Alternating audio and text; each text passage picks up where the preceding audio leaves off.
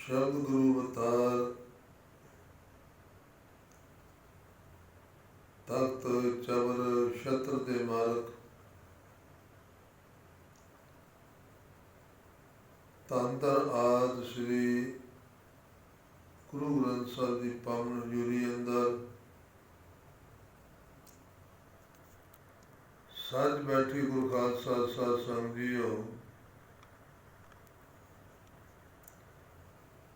ਆਓ ਜੋ ਚਿਰਾਂ ਤੋਂ ਧੰਨ ਧੰਨ ਸਾਹਿਬ ਸ੍ਰੀ ਗੁਰੂ ਨਾਨਕ ਪਾਤਸ਼ਾਹ ਦੇ ਪਾਵਨ ਜੀਵਨ ਦੀਆਂ ਆਪਾਂ ਕਥਾ ਕਹਾਣੀਆਂ ਵਿਚਾਰਾਂ ਕਰਦੇ ਸੁਣਦੇ ਆ ਰਹੇ ਹਾਂ। ਆਓ ਅੱਜ ਵੀ ਉਸੇ ਲੜੀ ਦਾ ਕਿੱਸਾ ਬਣ ਕੇ ਆਪਾਂ ਸਤਿਗੁਰਾਂ ਦੇ ਪਾਵਨ ਜੀਵਨ ਵਿੱਚੋਂ ਕੁਝ ਕਰੱਬੀ ਗੁਣਾਂ ਨੂੰ ਗ੍ਰਹਿਣ ਕਰਨ ਦਾ ਯਤਨ ਕਰੀਏ, ਤਾਂ ਕਿ ਆਇਆ ਸਾਡਾ ਸੰਸਾਰ ਤੇ ਸਫਲ ਹੋ ਜਾਵੇ। ਨਿੱਤ ਦੇ ਦੁੱਖਾਂ, ਕਲੇਸ਼ਾਂ, ਰੋਗਾਂ, ਸੋਗਾਂ, ਕਾੜਿਆਂ, ਸਾੜਿਆਂ, ਫਿਕਰਾਂ, ਚਿੰਤਾਵਾਂ ਤੋਂ ਮੁਕਤ ਹੋ ਸਕੀਏ, ਜਮਾਂ ਦੀ ਮਾਰ ਤੋਂ ਬਚੀਏ। ਤਾਂ ਸੁਣਦੇ ਦੇਖਦੇ ਆ ਰਹੇ ਆਪਾਂ 84 ਲੱਖ ਕੰਦੀਆਂ, ਟੇਢੀਆਂ ਮੇਢੀਆਂ ਜੂਨੀਆਂ, ਕਿਤੇ ਇਹਨਾਂ ਵਿੱਚ ਨਾ ਆਪਾਂ ਪੈ ਜਾਈਏ, ਇਹਨਾਂ ਤੋਂ ਬਚਾਅ ਹੋ ਜਾਵੇ।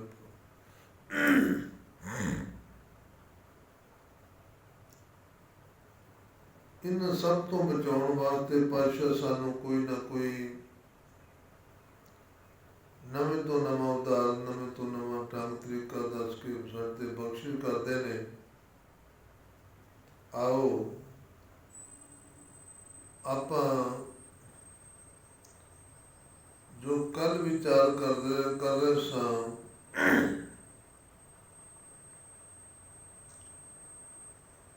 ਕਿ ਦੁੱਖ ਗੁਰੂ ਦੀ ਸ਼ਰਨ ਪਿਆਰ ਤੋਂ ਬਗੈਰ ਕਦੇ ਮੁੱਕ ਨਹੀਂ ਸਕਦੇ।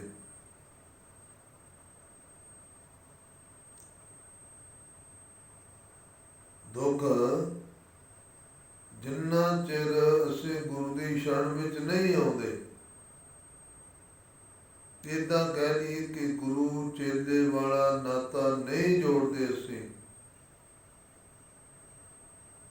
ਉਹਨਾਂ ਚਿਰ ਦੁੱਖਾਂ ਤੋਂ ਬਚਣਾ ਬਹੁਤ ਹੀ ਅਸੰਭਵ, ਔਖਾ।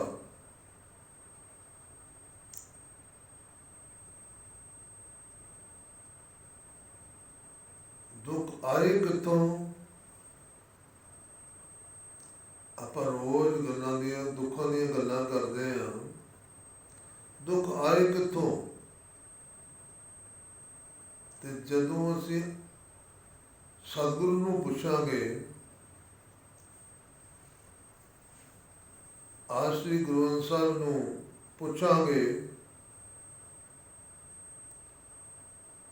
ਜਾਂ ਕਿਸੇ ਭਗਤ ਨੂੰ ਪੁੱਛਾਂਗੇ, ਜਾਂ ਧੰਨ ਗੁਰੂ ਨਾਨਕ ਸਾਹਿਬ ਨੂੰ ਪੁੱਛਾਂਗੇ, ਤੋ ਸਾਫ਼ ਸਪਸ਼ਟ ਦੱਸ ਦੇਣਗੇ ਸਾਨੂੰ ਕਿ ਸੱਜਣਾ, ਜਿਹੜੇ ਪਾਪ ਕਰਮ ਕਰ ਬੈਠਾ ਤੂੰ, ਉਹਦੇ ਬੀਜ ਬੀਜੇ ਗਏ ਪਾਪ ਕਰਮਾਂ ਦੇ, ਆਖਰ ਉਹ ਬੀਜ ਨੇ ਅੰਕੁਰ ਹੋਣਾ ਹੈ, ਫੁੱਟਣਾ ਬੀਜ ਨੇ, ਫੁੱਟੂਗਾ ਤੇ ਬੂਟਾ ਪੈਦਾ ਹੋ, ਬੂਟਾ ਵੱਡਾ ਹੋ ਕੇ ਦਰਖਤ ਬਣ ਜਾਊ। ਹੋ ਸਕਦਾ ਬੀਜ ਬੀਜਿਆ ਅੰਕੁਰ ਜਿਹੜਾ ਹੈ ਉੱਥੇ ਸੁੱਕ ਜਾਵੇ, ਹੋ ਸਕਦਾ ਥੋੜਾ ਜਿਹਾ ਵੱਡਾ ਹੋ ਕੇ ਸੁੱਕ ਜਾਵੇ, ਹੋ ਸਕਦਾ ਬਹੁਤ ਵੱਡਾ ਬ੍ਰਿਕਸ਼ ਬਣ ਜਾਵੇ, ਦਰਖਤ ਬਣ ਜਾਵੇ। ਜਦੋਂ ਵੱਡਾ ਦਰਖਤ ਬਣੂਗਾ ਨਾ, ਉਦੋਂ ਹੀ ਇਹਨੂੰ ਫਲ ਤੇ ਫੁੱਲ ਲੱਗਣੇ ਪਿਆਰੇ। ਆਪਾਂ ਸਭ ਜਾਣਦੇ ਨਾ,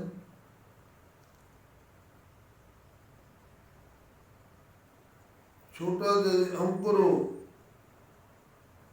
ਧਰਤੀ ਤੋਂ ਨਿਕਲਿਆ ਤਾਂ ਸੁੱਕ ਗਿਆ। ਪਾਪ ਕਿਤੇ ਜਾਣੇ ਨਾ ਅਣਜਾਣੇ ਅਚੇਤ ਅਵਸਥਾ ਵਿੱਚ ਸਾਡੇ ਕੋਲ ਕੋਈ ਪਾਪ ਕਰਮ ਹੋ ਗਿਆ, ਸਾਨੂੰ ਪਤਾ ਹੀ ਨਹੀਂ ਹੁੰਦਾ।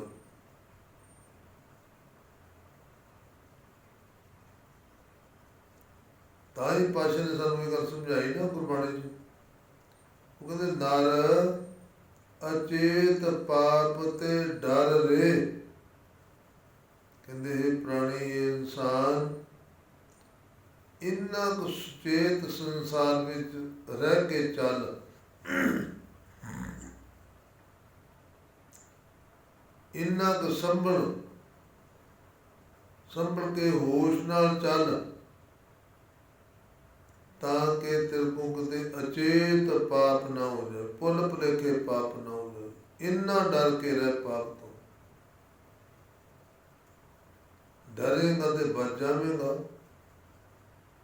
ਨਾ ਡਰੇਗਾ ਤੇ ਪਾਪਾਂ ਵਿੱਚ ਗ੍ਰਸਿਆ ਜਾਵੇਗਾ। ਅਚੇਤ ਪਾਪ ਦਾ ਪਹਿਲੋਂ ਛੋਟਾ ਜਿਹਾ ਅੰਕੁਰ ਸੜ ਗਿਆ, ਥੋੜੇ ਜਿਹੇ ਭੁੱਲ ਭਲੇ ਕਰਮ ਕਰਨ ਦੇ ਨਾਲ ਥੋੜਾ ਜਿਹਾ ਬੂਟਾ ਵੱਡਾ ਹੋਇਆ ਪਾਪ ਕਰਮਾਂ ਦਾ।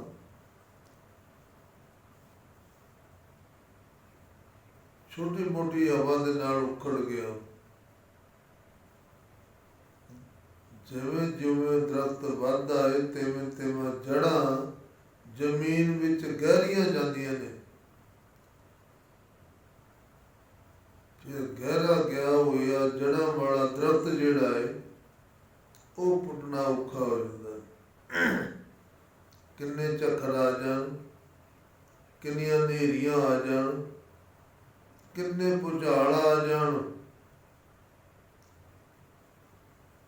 ਉਹ ਜਿਹੜਾ ਡੂੰਘੀਆਂ ਜੜ੍ਹਾਂ ਜਿਹਦੀਆਂ ਚਲੇ ਗਈਆਂ ਧਰਤੀ ਵਿੱਚ ਦਰਖਤ ਦੀਆਂ, ਹੁਣ ਇਹਨਾਂ ਝੱਖੜਾਂ ਝੋੜਿਆਂ ਦਾ ਉਹਨੂੰ ਕੋਈ ਅਸਰ ਨਹੀਂ।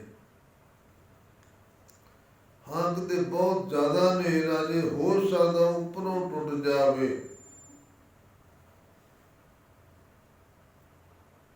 ਪਰ ਜੜ ਫਿਰ ਹਰੀ ਰਹੂਗੀ, ਫਿਰ ਫੁੱਟ ਜਾਊਗੀ।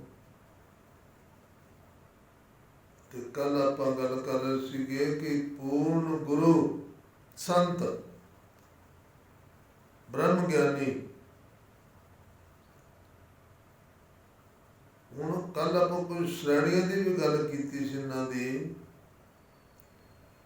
ਵੀ ਕੋਈ ਸਾਧੂ ਸੰਤ ਥੋੜੀ ਤਪੱਸਿਆ ਵਾਲਾ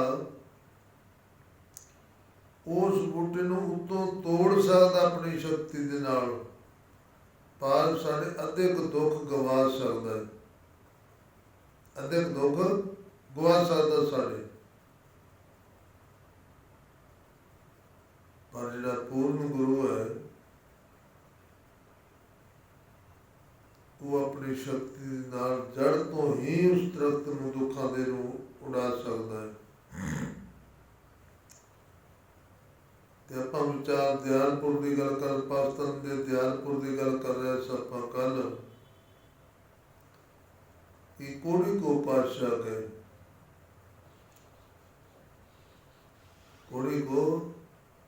ਕੋੜੀ ਨੇ ਬਥੇਰਾ ਰੌਲਾ ਪਾਇਆ ਕਿ ਅਤਿਥੀ ਹੋ, ਯਾਤਰੀ ਹੋ, ਮੈਂ ਕੋੜੀ ਆ, ਮੇਰੇ ਕੋਲ ਬਦਬੂ ਆ ਰਹੀ ਹੈ, ਮੇਰੇ ਕੋਲ ਨਾ ਆਓ ਤੁਸੀਂ। ਧੰਨ ਗੁਰੂ ਨਾਨਕ ਸਾਹਿਬ ਕਹਿੰਦੇ ਅਸੀਂ ਆਏ ਤੇਰੇ ਵਾਸਤੇ ਹਾਂ, ਜਾਈਏ ਦੱਸ ਕਿੱਧਰ। ਅਸੀਂ ਤੈਨੂੰ ਮਿਲਣ ਵਾਸਤੇ ਆਏ ਹਾਂ, ਤੂੰ ਕਹਿੰਦਾ ਅੰਦਰ ਦਾ ਬਦਬੂ ਆਉਂਦੀ ਹੈ ਮੇਰੇ ਤਨ ਵਿੱਚੋਂ, ਅਸੀਂ ਤੇਰੇ ਕੋਲ ਆਏ ਹਾਂ। ਧੰਨ ਗੁਰੂ ਨਾਨਕ ਸਾਹਿਬ ਨੂੰ ਤਰਸ ਆਇਆ ਕਿ ਇਹੋ ਹੀ ਬੰਦਾ ਜਿਹੜਾ ਸੀਗਾ, ਇਹ ਕਿਸੇ ਟਾਈਮ ਪਿੰਡ ਦਾ ਚੌਧਰੀ ਸੀ। ਇਹ ਬੰਦਾ ਕਿਸੇ ਟਾਈਮ ਪਿੰਡ ਦਾ ਚੌਧਰੀ ਸੀਗਾ। ਕੀਤੇ ਕਾ ਪਾਪ ਕਰਮਾਂ ਦੁਆਰਾ ਦੁੱਖ ਲੱਗ ਗਿਆ, ਔਰ ਇਹੋ ਜਿਹਾ ਦੁੱਖ ਲੱਗਿਆ ਕਿ ਪਿੰਡ ਦੀ ਵਸੋਂ ਤੋਂ ਹੀ ਬਾਹਰ ਕੱਢਤਾ ਲੋਕਾਂ ਨੇ। ਤੇ ਰਾਤ ਦਿਨ ਚੈਨ ਨਹੀਂ, ਰਾਤ ਦਿਨ ਦੁਖੀ ਹੈ, ਰਾਤ ਦਿਨ ਹਾਏ ਹਾਏ ਕਰ ਰਿਹਾ ਹੈ।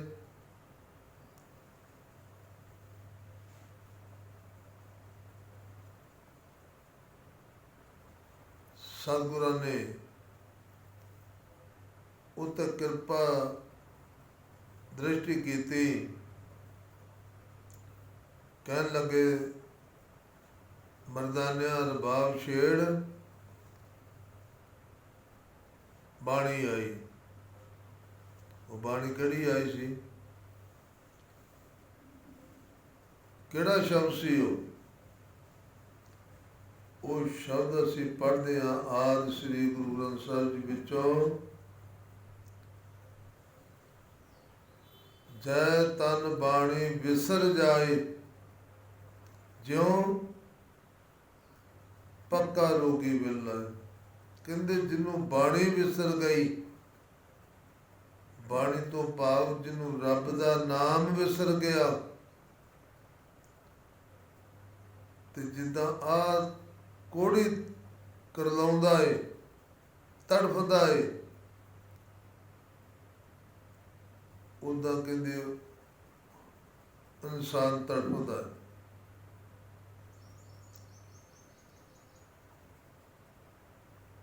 ਬਾਦਸ਼ਾਹ ਖੈਰ ਅੱਗੇ ਕੁਛ ਬਹੁਤ ਕੁਝ ਦੱਸਿਆ। ਆਪਾਂ ਤੇ ਇੱਕ ਉਦਾਹਰਣ ਲੈਣੀ।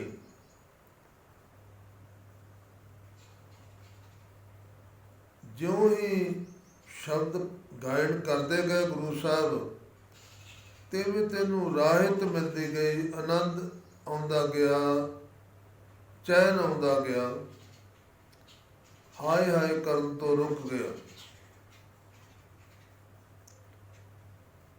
ਜਦੋਂ ਹਾਏ ਹਾਏ ਦੀ ਦੇ ਅੰਦਰੋਂ ਆਵਾਜ਼ ਬੰਦ ਹੋ ਗਈ,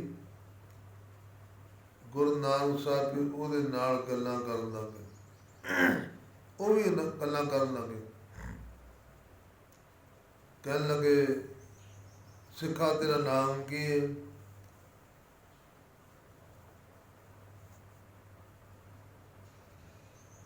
ਕੋੜੀ ਕਹਿੰਦਾ, ਜੀ ਅੱਜ ਤੇ ਮੇਰਾ ਕੋਈ ਨਾਂ ਨਹੀਂ, ਅੱਜ ਤੇ ਮੇਰਾ ਨਾਂ ਹੀ ਕੋੜੀ ਹੈ।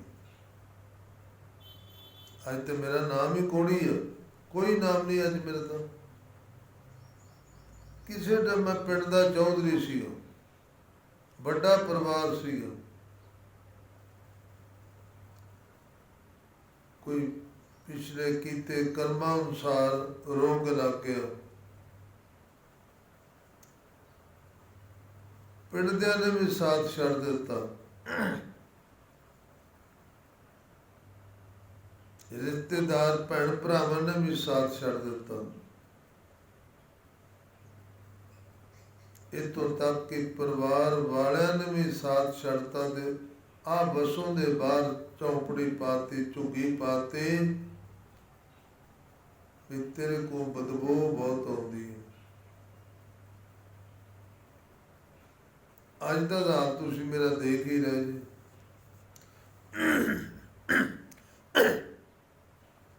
ਅੱਜ ਦਾ ਹਾਲ ਤੁਸੀਂ ਮੇਰਾ ਦੇਖ ਹੀ ਰਹੇ ਜੀ। ਖੈਰ, ਧੰਨ ਗੁਰੂ ਨਾਨਕ ਸਾਹਿਬ ਦਇਆ ਦੇ ਘਰ ਵਿੱਚ ਆਏ।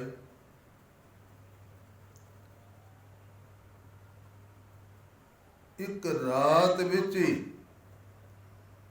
ਸਾਰਾ ਦੁੱਖ ਦੂਰ ਹੋ ਗਿਆ। ਇੱਕ ਰਾਤ ਵਿੱਚ। ਉਹ ਤੇ ਇੱਕ ਰਾਤ ਤੇ ਪਹਿਲਾਂ ਬਹੁਤ ਜ਼ਿਆਦਾ ਸੀਗੀ, ਇੱਕ ਰਾਤ ਤੱਕ ਬਹੁਤ ਜ਼ਿਆਦਾ ਸੀ। ਉਹ ਤੇ ਰਾਤ ਬਤੀਤ ਕਰਦੀ ਸੀ ਕੇਵਲ। ਉਹ ਤੇ ਦ੍ਰਿਸ਼ਟੀ ਭਰ ਕੇ ਅੱਖਾਂ ਨਾਲ ਦੇਖ ਲੈਂਦੇ ਨਾ, ਤੇ ਉਦੋਂ ਹੀ ਸਾਰਾ ਕੰਮ ਰਾਸ ਆ ਜਾਣਾ ਸੀ। ਉਦੋਂ ਹੀ ਸਾਰੀ ਬਿਮਾਰੀ, ਸਾਰਾ ਦੁੱਖ ਦੂਰ। ਪਰ ਰਾਤ ਤਾਂ ਬਤੀਤ ਕਰਦੇ ਸੀ ਨਾ, ਇਸ ਵਾਸਤੇ ਮੈਂ ਰਾਤ ਕਿਹਾ। ਜੇ ਗੁਰੂ ਐਡਾ ਵੱਡਾ ਸਮਰੱਥ ਹੁੰਦਾ ਪਿਆਰਿਓ, ਜਿਹਦੀ ਗੁਰਬਾਣੀ ਵਿੱਚ ਉਪਮਾ ਕੀਤੀ ਗਈ, ਵਡਿਆਈ ਕੀਤੀ ਗਈ, ਕਹਿੰਦੇ ਪਲ ਪੰਕਜ ਮੈਂ ਕੋਟ ਉਧਾਰੇ। ਇੱਕ ਪਲ ਵਿੱਚ ਕਰੋੜਾਂ ਦਾ ਉਧਾਰ ਕਰਕੇ ਉਹਨਾਂ ਨੂੰ ਸੱਚਖੰਡ ਭੇਜ ਸਕਦਾ ਗੁਰੂ, ਪੂਰਨ ਸੰਤ, ਪੂਰਨ ਬ੍ਰਹਮ ਗਿਆਨੀ। ਰਾਤ ਬਹੁਤ ਸੀ।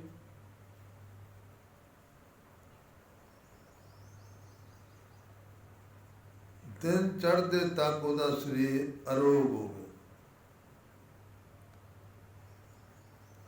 ਧੰਨ ਗੁਰੂ ਨਾਨਕ ਸਾਹਿਬ ਸਵੇਰ ਨੂੰ ਲੈ ਕੇ ਉਹਨਾਂ ਦੇ ਘਰੇ ਗਏ। ਉਹਨਾਂ ਦੇ ਘਰੇ ਲੈ ਕੇ ਗਏ, ਕਹਿਣ ਲੱਗੇ ਆਹ ਪਛਾਣੋ ਬੰਦਾ ਤੁਹਾਡਾ ਹੈ, ਤੁਹਾਡੇ ਪਰਿਵਾਰ ਦਾ ਮੈਂਬਰ ਹੈ। ਕਹਿਣ ਲੱਗੇ ਸਾਡਾ ਬਜ਼ੁਰਗ ਹੈ,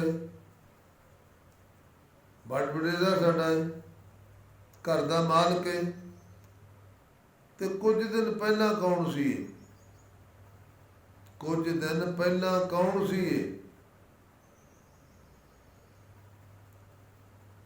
ਕਹਿੰਦੇ ਜੀ ਕੁਝ ਦਿਨ ਪਹਿਲਾਂ ਇਹਨੂੰ ਕੋਹੜ ਹੋਇਆ ਸੀਗਾ, ਤਾਂ ਇਹਨੂੰ ਅਸੀਂ ਸਾਰੇ ਪਿੰਡ ਵਾਲੇ ਤੇ ਅਸੀਂ ਰਲ ਕੇ ਬਾਹਰ ਛੱਡ ਆਏ ਸੀ, ਚੌਂਕੜੀ ਪਾ ਕੇ।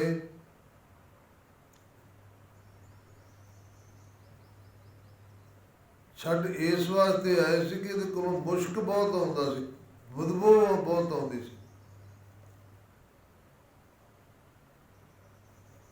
ਪਾਤਸ਼ਾਹ ਨੇ ਸਮਝਾਇਆ ਉਹਨਾਂ ਨੂੰ ਵੀ ਜੇ ਤੁਹਾਨੂੰ ਕਿਸੇ ਨੂੰ ਇਸ ਤਰ੍ਹਾਂ ਦੀ ਬਿਮਾਰੀ ਲੱਗ ਜਾਂਦੀ ਫਿਰ ਤੁਸੀਂ ਕੀ ਕਰਦੇ? ਅੱਜ ਤੇ ਤੁਹਾਡਾ ਖੁਦ ਆਪਣਾ ਘਰ ਦਾ ਨਿੱਜੀ ਅਰ ਵੱਡ ਵਡੇਰਾ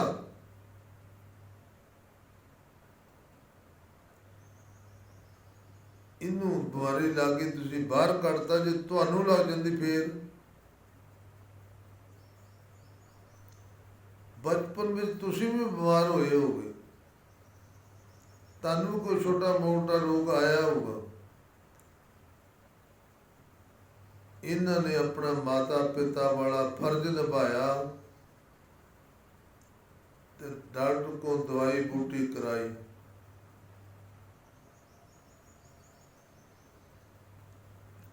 ਅੱਜ ਤੁਸੀਂ ਇਸ ਅਵਸਥਾ ਤੱਕ ਪਹੁੰਚੇ,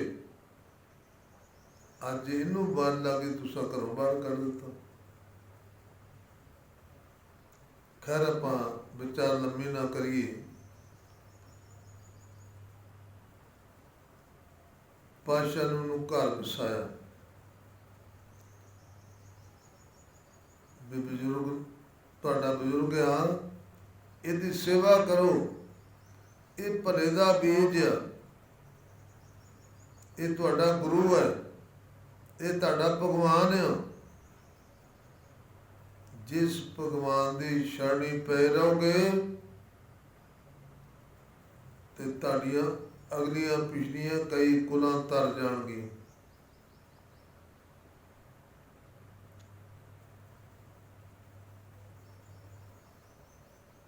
ਇਹ ਜਿਹੜਾ ਤੁਹਾਡੇ ਕੋਲ ਗੁਨਾਹ ਹੋ ਗਿਆ ਹੈ ਤਾਂ ਇਹ ਵੀ ਬੀਜ ਮਾੜਾ। ਕਿਉਂ?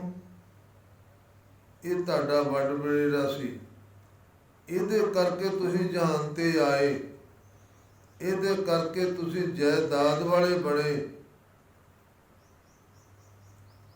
ਅੱਜ ਇਹ ਤੇ ਮੁਸ਼ਕਲ ਦੀ ਘੜੀ ਆ ਗਈ ਤੇ ਤੁਸੀਂ ਸਾਰਿਆਂ ਨੇ ਸਾਥ ਛੱਡ ਦਿੱਤਾ। ਗੁਰੂ ਤੇਗ ਬਹਾਦਰ ਸਾਹਿਬ ਪਾਤਸ਼ਾਹ ਵੀ ਸਾਡੇ ਤੇ ਕਿਰਪਾ ਕਰਦੇ ਨੇ।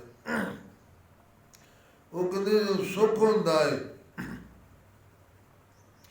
ਉਦੋਂ ਸਾਰੇ ਚਾਰ ਸਫੇਰੇ ਭੰਗੜਾ ਪਾਉਂਦੇ ਫਿਰਦੇ ਆ, ਬੁੱਤੀਆਂ ਕਰਦੇ ਫਿਰਦੇ ਆ, ਜੀ ਜੀ ਕਰਦੇ ਫਿਰਦੇ ਆ।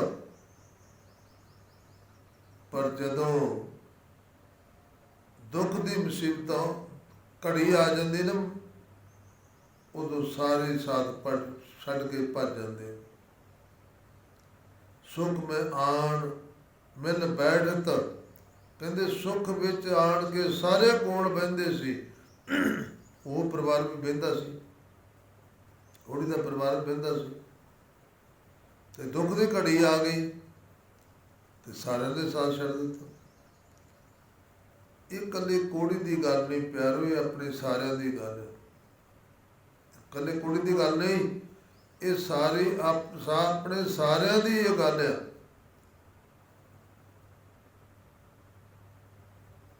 ਅਸੀਂ ਵੀ ਸੁੱਖ ਦੇ ਸਾਥੀ ਹਾਂ, ਦੁੱਖ ਦੇ ਸਾਥੀ ਨੇ। ਸੁੱਖ ਉਡੀਕਦੇ ਆ ਕਿ ਸੁੱਖ ਵਿੱਚੋਂ ਸਾਨੂੰ ਕੁਝ ਨਾ ਕੁਝ ਮਿਲੂਗਾ, ਦੁੱਖ ਬਣਾਉਣ ਵਾਸਤੇ ਕੋਈ ਤਿਆਰ ਨਹੀਂ ਹੁੰਦਾ। ਸੰਤ ਗੁਰੂ ਨਾਨਕ ਸਾਹਿਬ ਜੀ ਮਹਾਰਾਜ ਪੂਰਨ ਸੰਤ ਸੀ, ਪੂਰਨ ਗੁਰੂ ਸੀ, ਤਾਂ ਕਰਕੇ ਉਹਨਾਂ ਨੇ ਦੁੱਖ ਦਾ ਜਿਹੜਾ ਬੂਟਾ ਸੀ ਨਾ, ਜੜ੍ਹਾਂ ਤੋਂ ਹੀ ਪੁੱਟ ਦਿੱਤਾ, ਜੜ੍ਹਾਂ ਤੋਂ ਹੀ।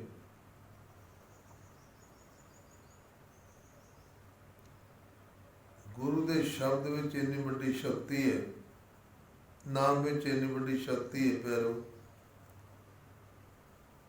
ਇਹ ਸ਼ਕਤੀ ਹੀ ਮੈਲ ਸਾਡੇ ਮਨ ਦੀ ਲੱਗੀ ਹੋਈ ਨੂੰ ਧੋ ਸਕਦੀ ਹੈ, ਨਹੀਂ ਹੋਰ ਕੋਈ ਸਾਧਨ ਨਹੀਂ। ਗੁਰੂ ਤੋਂ ਹੀ ਸ਼ਬਦ ਸੁਣਾਂਗੇ, ਜਿਉਂ ਸ਼ਬਦ ਨੂੰ ਕਮਾਵਾਂਗੇ, ਮਨ ਸਾਡਾ ਜਿਹੜਾ ਮੈਲ ਦਾ ਪਾਪਾਂ ਦੀ ਮੈਲ ਦੇ ਨਾਲ ਭਰਿਆ ਹੋਇਆ ਨਾ, ਉਹ ਸਾਫ਼ ਹੁੰਦਾ ਜੋ। ਇਸ ਵਾਸਤੇ ਪਾਤਸ਼ਾਹ ਕਿਰਪਾ ਕਰਨ, ਅਸੀਂ ਗੁਰੂ ਦੀ ਗੱਲ ਨੂੰ ਸੁਣੀਏ, ਸੁਣ ਕੇ ਕਮਾਈਏ, ਤਾਂ ਕਿ ਜਨਮਾਂ ਜਨਮਾਂਤਾਂ ਦੀ ਲੱਗੀ ਹੋਈ ਸਾਡੇ ਮਨ ਦੀ ਮੈਲ ਉਤਰ ਜਾਵੇ, ਸਾਡਾ ਜੀਵਨ ਸੁਖੀ ਹੋ ਜਾਵੇ। ਜਿੰਨਾ ਚਿਰ ਮਨ ਸਾਫ਼ ਨਹੀਂ ਹੁੰਦਾ, ਲੱਗੀ ਹੋਈ ਮੈਲ ਉਤਰਦੇ ਨਹੀਂ, ਉਹਨਾਂ ਚਿਰ ਪਿਆਰੋ, ਭਾਵੇਂ ਮੈਂ ਤੇ ਭਾਵੇਂ ਤੁਸੀਂ ਜੀ, ਉਹਨਾਂ ਚਿਰ ਆਪਾਂ ਦੁੱਖ ਸਹਾਰਦੇ ਰਹਾਂਗੇ, ਚਿੰਤਾ ਵਿੱਚ ਘਿਰੇ ਰਹਾਂਗੇ। ਮੁਕਤ ਹੋਣ ਦਾ ਇੱਕੋ ਹੀ ਢੰਗ ਹੈ ਕਿ ਗੁਰੂ ਦੇ ਸ਼ਬਦ ਨੂੰ ਸੁਣ ਕੇ, ਉਹਨੂੰ ਕਮਾ ਕੇ, ਉਹ ਤੰਦਰੁਸਤ ਜੀਵਨ, ਆਤਮ ਬਲ ਵਾਲਾ ਸਾਨੂੰ ਪ੍ਰਾਪਤ ਹੋ ਜਾਵੇ। ਇੰਨੇ ਕੁ ਵਿਚਾਰ ਪ੍ਰਵਾਨ ਕਰਦੇ, ਕੱਲ੍ਹ ਨੂੰ ਜੋ ਪਾਤਸ਼ਾਹ ਆਪਣੇ ਤੇ ਕਿਰਪਾ ਕਰਨਗੇ, ਉਹ ਜੀ ਆਪਾਂ ਕੱਲ੍ਹ ਨੂੰ ਵਿਚਾਰ ਕਰ ਦੇਵਾਂਗੇ। ਆਓ ਹੁਣ ਪਿੰਡ ਦੇ ਭਲੇ ਵਾਸਤੇ, ਪਿੰਡ ਦੀ ਸੁੱਖ ਸ਼ਾਂਤੀ ਵਾਸਤੇ ਆਪਾਂ ਸਤਿਗੁਰਾਂ ਦੇ ਚਰਨਾਂ ਵਿੱਚ ਅਰਦਾਸ ਬੇਨਤੀ ਕਰੀਏ। ਵਾਹਿਗੁਰੂ ਜੀ ਕਾ ਖਾਲਸਾ, ਵਾਹਿਗੁਰੂ ਜੀ ਕੀ ਫਤਿਹ।